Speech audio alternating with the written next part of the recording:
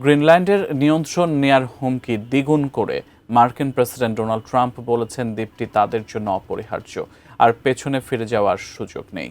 বিশ্ব অর্থনৈতিক ফোরামে যোগ দিতে আজ সুইজারল্যান্ডের দাভোসে যাচ্ছেন ট্রাম্প, যেখানে ইউরোপের নেতাদের সঙ্গে গ্রিনল্যান্ড ইস্যুতে আলোচনা হতে পারে। এদিকে সার্বভৌমত্ব রক্ষার প্রশ্নে ইউরোপ আপোষহীন বলে মন্তব্য করেছেন নেতারা।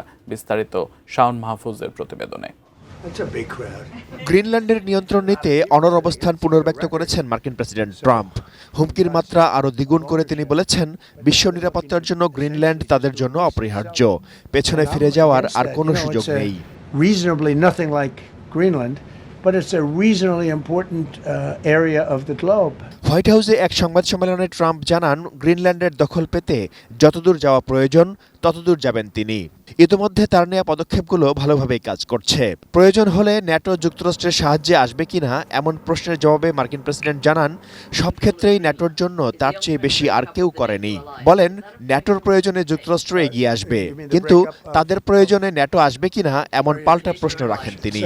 I think something's going to happen that's going to be very good for everybody.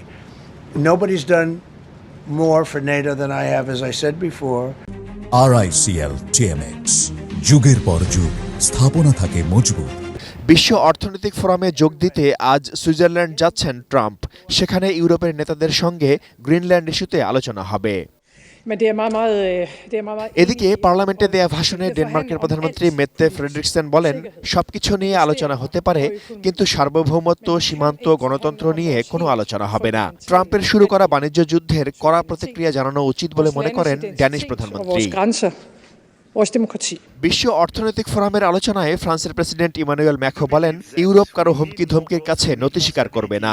সার্বভৌমত্ব রক্ষার প্রশ্নে তারা আপোষহীন বলে মন্তব্য করেন ম্যাক্রো।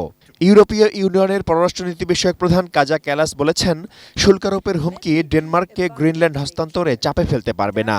তাদের সার্বভৌমত্ব অআলোচনাযোগ্য। আর্কটিক অঞ্চলের নিরাপত্তা রক্ষায় ডেনমার্কের পাশে থাকার অঙ্গীকারের কথা জানান কানাডার প্রধানমন্ত্রী মার্ক কার্নি। আর সর্বাত্মক বাণিজ্য যুদ্ধ এড়াতে সংলাপে বসার আহ্বান জানিয়েছেন বিশ্ব বাণিজ্য সংস্থার মহাপরিচালক এনগোজি ওকনজো ইওয়ালা।